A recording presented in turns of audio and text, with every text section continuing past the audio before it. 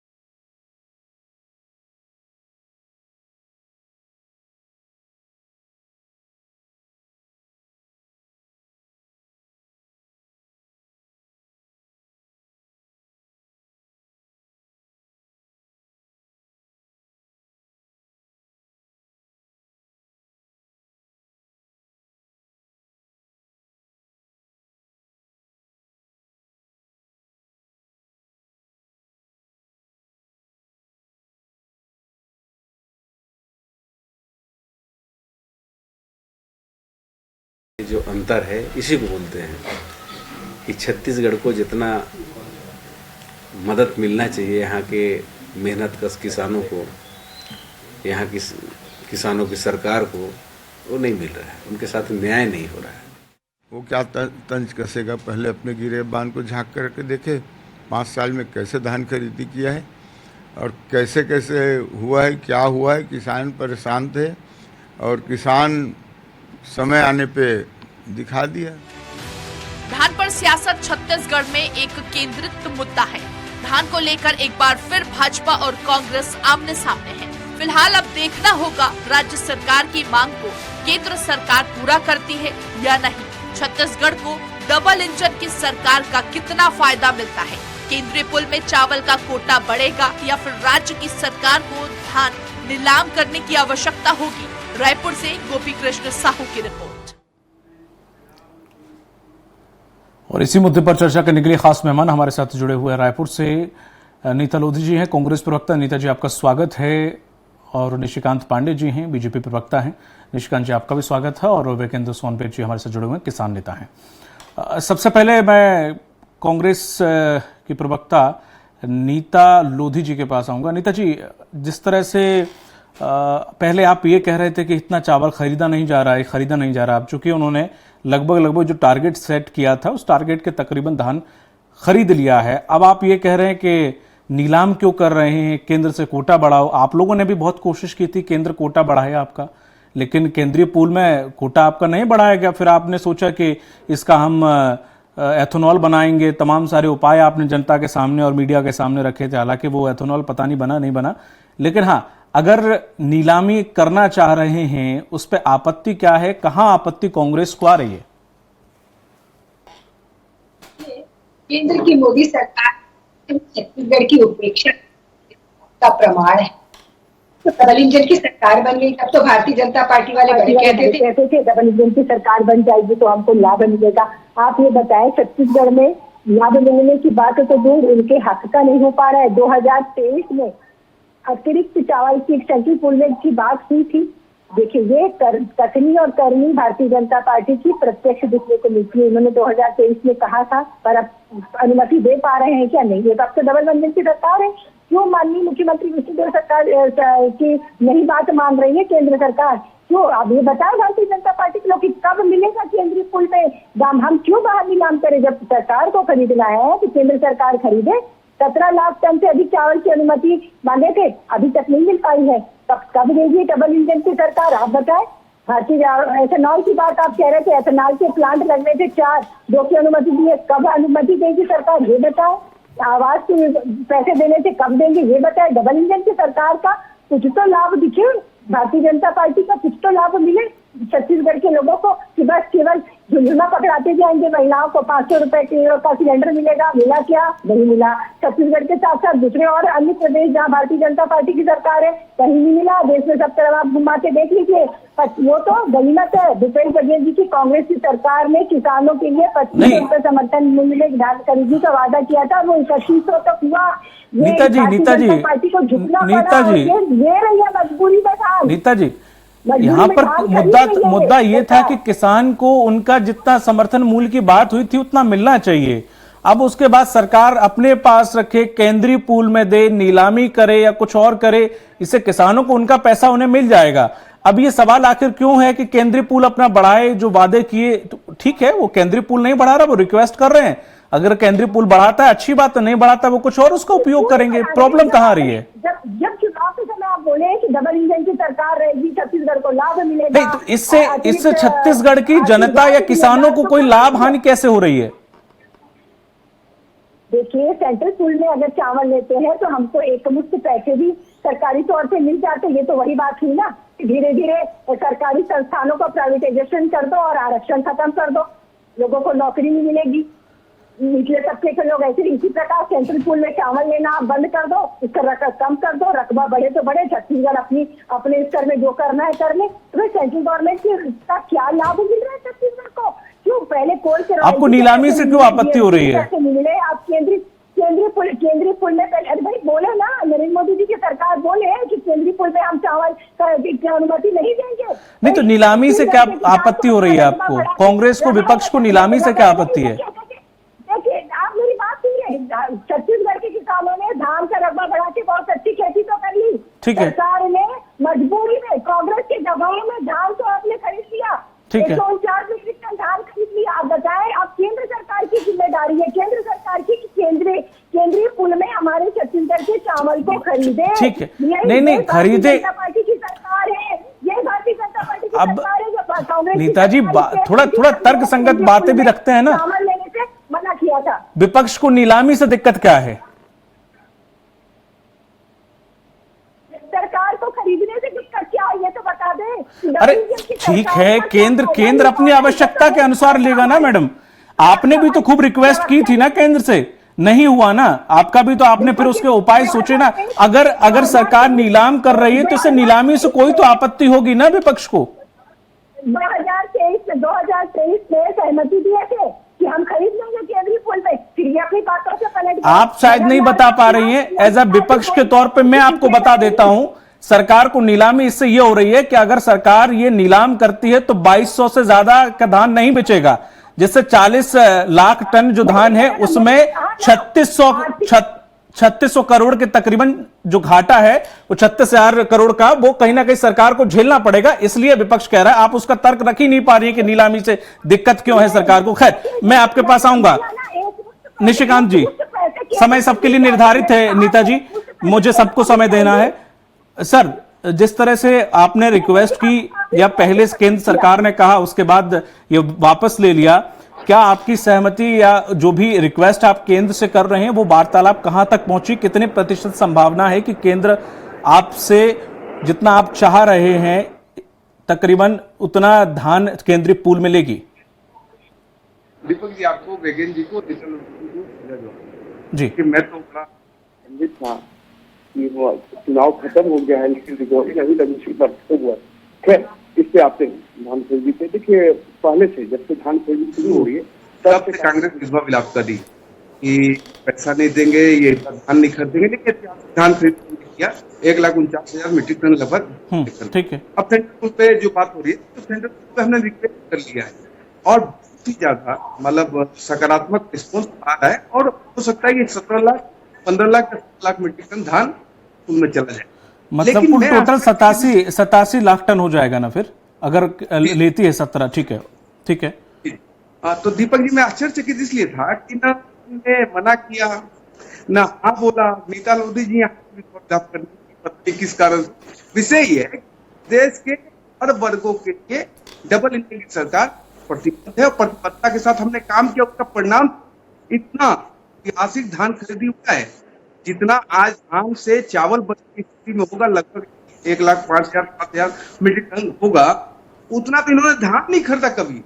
लेकिन की आईना हमको दिखाती। विषय ये है केंद्र की सरकार आदरणीय नरेंद्र मोदी के नेतृत्व में किसानों के लिए हर कार्य हम लोग कर रहे हैं, लगातार कर रहे हैं और विकास हम लोग कर रहे हैं। लेकिन दीपक जी से ये आता है कि केंद्र ने रिजेक्ट कर दिया होता तब तो एक बार नीता लोधी जी का ये प्रलाप समझ में आता है। केंद्र ने रिजेक्ट भी नहीं किया। अभी वो संभावित है कि बहुत ठीक उसका मतलब परमिशन मिल जाएगा। लेकिन अगर मिलता तो अगर हमारे पास ऑप्शन है नीलाम करने का, आपने ठीक कहा कि राजस्व का थोड़ा सा नुकसान होगा लेकिन उतना बड़ा नहीं होगा जितना कल्पना किया जाता है। 2200 पांडे जी थोड़ा बहुत नहीं, नुकसान तो राजस्व का बहुत होगा। कुछ सवाल मेरे आपसे हैं, अगर उनका उत्तर आप दे पाए। जैसे कि आपने कहा, अगर ठीक है केंद्र आपकी बात मान लेता है और 87 लाख टन आपका जो है केंद्र पूल में चला जाता है, राज्य पूल में तकरीबन 14-15 लाख टन का एवरेज है अब तक जो आया है। ठीक है, इसको बढ़ा के थोड़ा सा ज्यादा कर देते हैं 23 या 24 के करीब, फिर भी आपके पास 40 के करीब बच रहा है। नीलामी फिर भी करनी पड़ेगी अगर केंद्रीय पूल में भी जाता है, अन्यथा ज्यादा करनी पड़ेगी और नहीं तो कम भी करनी पड़ेगी। अगर ठीक है केंद्रीय पूल में जाने के बाद भी आपके पास कितना धान बच रहा है? दीपक जी मैं एक चीज आपसे कह रहा था, जी देखिए अगर 1,39,000 मीट्रिक टन का धान को अगर चावल में कन्वर्ट करते हैं तो लगभग 1,03,000 से 1,07,000 मीट्रिक टन धान होता है, चावल होता है। अगर 87 लाख मीट्रिक टन धान केंद्र सरकार लेती है सेंट्रल पूल में तो बचता है 13 या 14-15 लाख मीट्रिक टन धान। तो उतना हम लोग पीडीएस में जो हमारा पीडीएस का जो इतना बड़ा वो तो राज्य पूल वाला पीडीएस में दे देंगे। हाँ ठीक है जी, तो वो लगभग हो जाता है। अच्छा, लेकिन वो कैलकुलेशन कब आएगा कि एक्चुअल 1,39,000 मीट्रिक टन धान में से कितना लाख मीट्रिक टन चावल उत्पादन होता है। अगर वो चावल 1,05,000 1,03,000 जहाँ होता है उसके अकॉर्डिंग इस रेशियो को आप सेट कर सकते हैं। दीपक जी हवा में इससे कैसे हम नहीं कर पाएंगे। ठीक है, आप नीलामी के लिए आपने एक बार टेंडर जारी किया, कुछ सरकार की शर्तें ऐसी हैं कि कुछ कंपनियां उसमें फिट नहीं बैठ रही हैं, 2 कंपनियां ने उसमें इन्वॉल्व हुई हैं, मिनिमम 3 होनी चाहिए, तो वो टेंडर निरस्त हो गया आपका। दूसरा आपने फिर से विपणन संघ के जरिए फिर से टेंडर आपने निकाला। तो ऐसी शर्तें आपने जिसमें रखी है कि कोई भी कंपनी उससे फ्रॉड ना हो या उस पर कोई पहले से कोई केस या फिर कोई अवैधानिक कार्य में लिप्त ना हो, ये अच्छी बात है। दूसरी आपने जो लिखा उसमें मेंशन किया गया है कि जो 5 लाख टन बिक्री का कम से कम टर्नओवर होना चाहिए, जिसमें कंपनियां कह रही हैं बिक्री और खरीदारी हम दोनों का टर्नओवर दिखाएंगे, उसमें भी कुछ कंपनियां फिट नहीं बैठ रही हैं। तो अब चूंकि नेशनल एक्सचेंज के द्वारा आप चूंकि डिजिटल माध्यम से नीलामी करना चाह रहे हैं, अब अगर सेकेंड बार में भी अगर आपके जो आप टेंडर जारी करेंगे उसमें कंपनियां फिट नहीं बैठती हैं, आगे क्या उपाय है? क्योंकि नीलामी में भी शर्तें आप हटाएंगे या फिर कुछ और उपाय निकालेंगे? देखिए उसमें क्या चेंजेस करने हैं वो बड़े लेवल के अधिकारी से तय करेंगे और सरकार तय करेगी। लेकिन मैं बड़ा उम्मीद से हूँ कि ये इसकी आवश्यकता नहीं पड़ने जा रही है, क्योंकि जो केंद्र सरकार जब कांग्रेस पार्टी के समय इन्होंने जब बढ़ाया था सेंट्रल पूल का, आपको 2 चीज समझना पड़ेगा। एक तो होता है कि जो धान खरीदी है वो केंद्र एजेंसी को में राज्य सरकार करती है, लेकिन आपने 5 साल देखा होगा भूपेश बघेल लगातार कहते थे कि धान खरीदी हम करते हैं, केंद्र का इसमें कोई योगदान नहीं है। तो रार जब करते हैं, जब आप बड़े भाई से आप लड़ाई लड़ते सीधा टकराव करते हैं, तो वहां पे अनुरोध और विरोध का स्वीकार होना अस्वीकार होना अलग विषय होता है। अभी हम स्पष्ट समझते हैं कि केंद्र सरकार की एजेंसी के रूप में ही राज्य सरकार धान खरीदी का काम करती है और अनुरोध किया गया है, पॉजिटिव है और इसमें कोई किंतु नहीं होना चाहिए। सरकार केंद्र सरकार इसमें सकारात्मक रूप रखी हुई है, बहुत जल्द ही इसमें निर्णय आ जाएगा। अगर ये निर्णय नहीं होता तो फिर अगर हम नीलामी में जाते हैं तो आप केंद्र के शर्तों की बात करते हैं देखिए जो भी होगा राजस्व के नुकसान से नहीं होगा किसी भी सूरत में।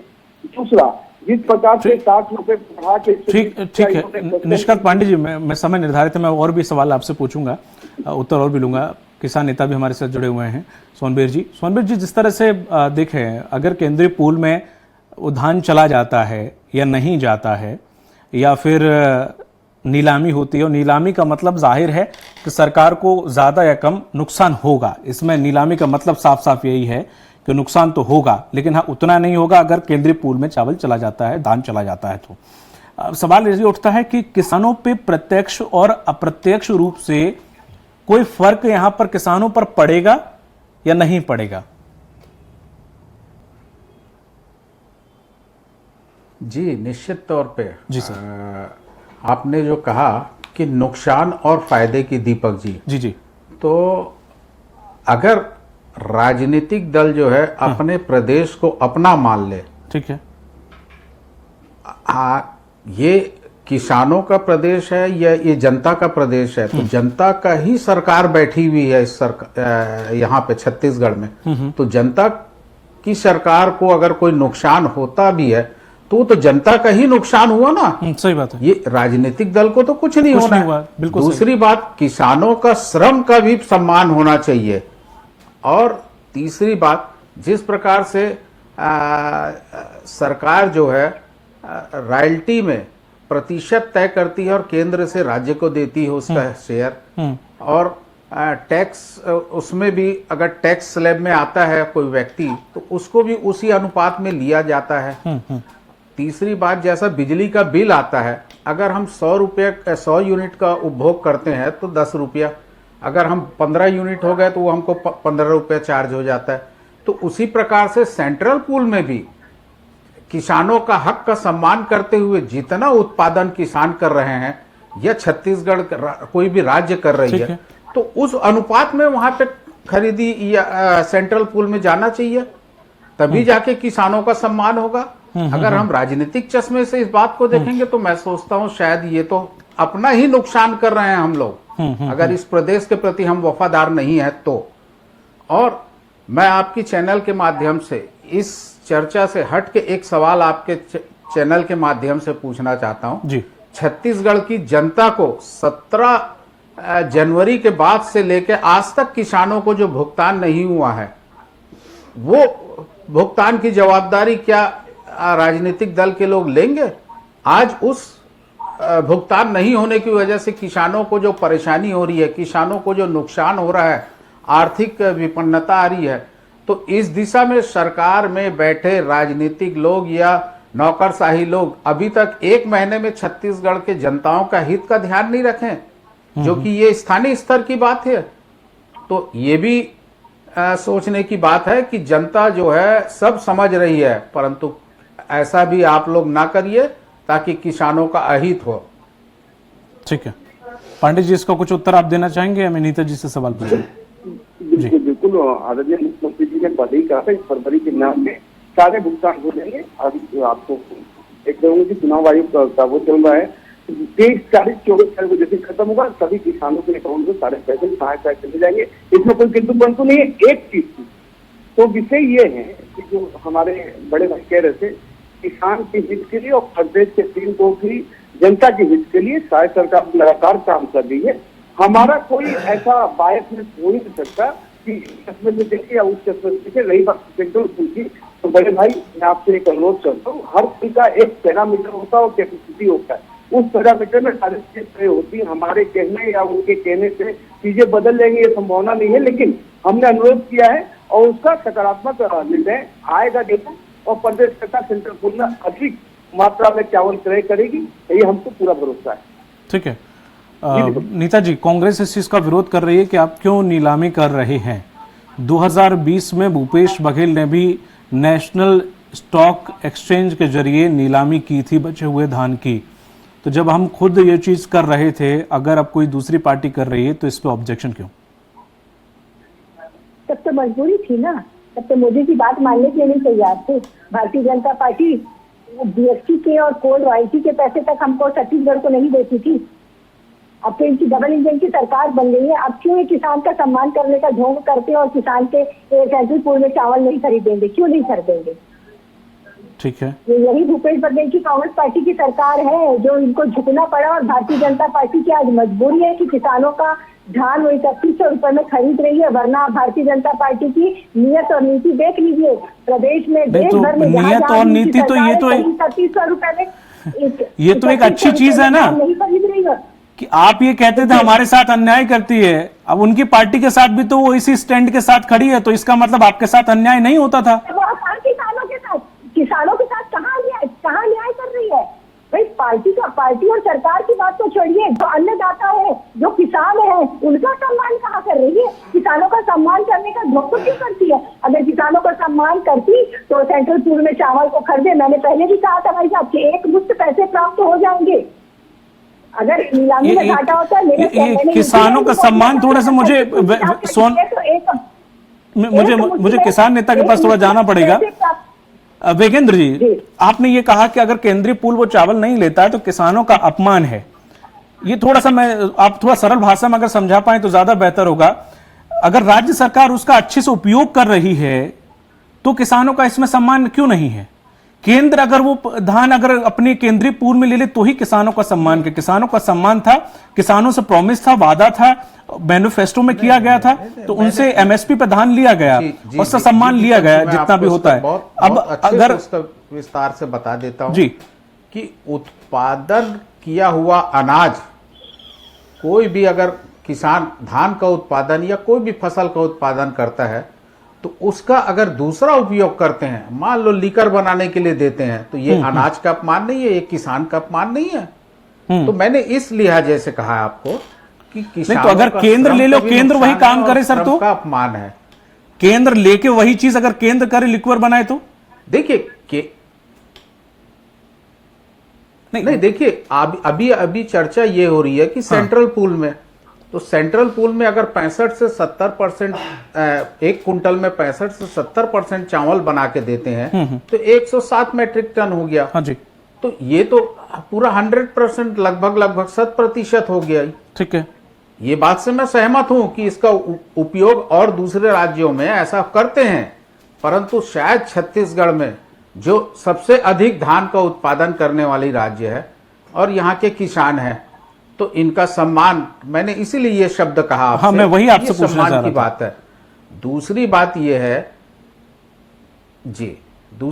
ये है कि अगर किसानों का एक एक दाना धान खरीदने का जो वचन देती है सरकार, और 21 कुंटल, तो 21 कुंटल 80 किलो ही खरीदती है सरकार।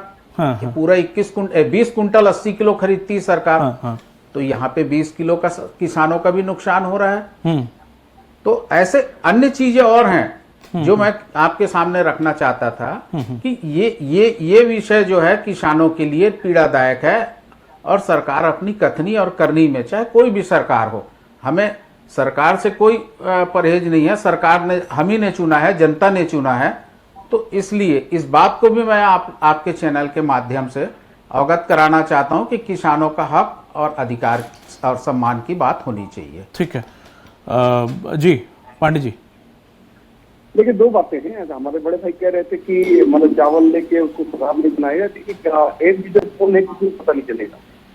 आखिर इस चावल खरीदी करने के बाद या तो सेंट्रल पूल क्या करता है, केंद्र क्या करता है, या नीलाम होने के बाद वो बायर क्या करता है, उसकी जानकारी ठीक है। दूसरा कि हमने तो चावल खरीद लिया, हमने किसानों से धान खरीद लिया, जो वायदा किया तो उससे 21 क्विंटल और 21 रुपया, तो किसानों को यहाँ श्रम का सम्मान पूरा है। तीसरी बात, नीता नोटिस की बात कह रही थी कि भूपेश बघेल के कारण भारतीय जनता पार्टी और छत्तीसगढ़ सरकार एक भी खरीद रही है। ये वही बात होगी कि नहीं तो पांडे जी थोड़ा तो वो भी सही है। अगर देखिए किसी आपने किसी दूधिये से जिसकी भैंस बहुत उसके लिए सब कुछ है, अगर उसका दूध की आप खीर बनाए तो खुश होगा। आप दूध को आप फेंक देंगे, हम फेंकने के लिए ले रहे हैं, तो उसको तकलीफ तो होगी ना सर। अब आप ये कह रहे हैं कि हमने प्रॉमिस सिर्फ लेना किया, उसके बाद हम कुछ भी करें, उससे क्या नहीं फर्क पड़ता है सर। मैंने ये बात नहीं कही, आप अपने शब्दों को मेरे मुंह में डाला। मैंने ये कहा कि एंड यूजर कौन है, ना हमको पता है ना आपको पता है। आप कंसर्न समझिए मैं लॉजिकली क्या कह रहा हूँ। अच्छा पांडे जी, एक चीज और समझना चाहूंगा, जो आप डिजिटल माध्यम से नीलामी कर रहे हैं, इसको ऑफलाइन क्यों नहीं करते? क्या सारी दुनिया ऑनलाइन चल रही है, हमको ऑफलाइन करने की आवश्यकता क्या है? नहीं मतलब इसका कुछ कारण है। अगर हमें ट्रेडिंग जो हम ऑनलाइन करने की कोशिश कर रहे हैं, कुछ कंपनियां नहीं बना पाती और टेंडर इस बार भी निरस्त हो जाता है, क्या हम इस पर विचार करेंगे? क्योंकि हमने सुना है कि इतना, जहां तक इसमें जो लॉस होता है वो बेसिकली अगर आड़तीय ही खरीदते हैं, जो भी धान खरीदते हैं वो झारखंड और आसपास के आड़तीय खरीदते हैं और उसके बाद कहा यह जाता है कि वो धान उसको सेव करके रखते हैं और फिर से जब दूसरा साल शुरू होता है वो फिर से वही धान खपाने की कोशिश करते हैं, क्योंकि छत्तीसगढ़ में मूल्य, समर्थन मूल्य सबसे अच्छा है। यही एक कारण है कि और भी कुछ कारण है जिसकी वजह से हम नहीं कर रहे हैं? पारदर्शिता के लिए जो पुरानी सरकारों ने जो कारनामे किए हैं उसकी पारदर्शिता बहुत जरूरी है, लेकिन जो महत्वपूर्ण सरकार था मैं गया नीता लोधी जी ने कहा कि भूपेश दाऊ के कारण 31 रुपए में 35 रुपए का धान खरीदते। ये बात सही होगी कि नेहरू जी ने लोकतंत्र स्थापित किया था, लेकिन इन्होंने तो चुनाव के पूर्व 32 रुपए का, इतने बड़े किसान की पिता से 32 रुपए में धान खरीदने की बात की थी, प्रदेश की जनता ने नकार क्यों दिया? किसानों की हित की बात, चाहे किसी वर्ग की हित की बात कांग्रेस पार्टी ने कभी नहीं किया, इसलिए प्रदेश की सरकार ने नकारा है। हम लगातार शानदार धान खरीदी भी कर रहे और आपको मैं बिल्कुल 100% ये बात कह रहा हूँ कि देखिए जो धान खरीदी की गई है उसका विषय केंद्र सेंटर को हमने भेज दिया है और निर्णय आने वाला है। लेकिन अगर नीलाम भी होता है तो देखिए हमारे पास जो ऑप्शन है उसके अकॉर्डिंग ही चल सकते हैं, हम बिल्कुल चढ़ा भी नहीं सकते, गला भी सकते। अब ये देखना होगा केंद्रीय पूल में वो चावल आखिर उस निर्णय का होता क्या है, उस पर भी डिबेट रखेंगे। बहुत बहुत शुक्रिया पांडे जी, नीता जी आपका और सोनबीर जी आपका इस पर चर्चा में शामिल होने के लिए। तो जिस तरह से बीजेपी और छत्तीसगढ़ में कांग्रेस लगातार एक दूसरे पर वार पलटवार कर रहे हैं, अब ये देखना होगा केंद्रीय पूल में जो चावल के लिए रिक्वेस्ट की गई है उसे केंद्र मानता है या नहीं मानता है, या फिर इस जो बचे हुए धान की नीलामी होती है ऑफलाइन होती है ऑनलाइन होती है, ये भी देखना दिलचस्प रहेगा। अब ये देखना ये होगा कि आखिर केंद्रीय पूल की जो रिक्वेस्ट की गई है उसे केंद्रीय पूल मानता है या नहीं। दीजिए इजाजत, नमस्कार।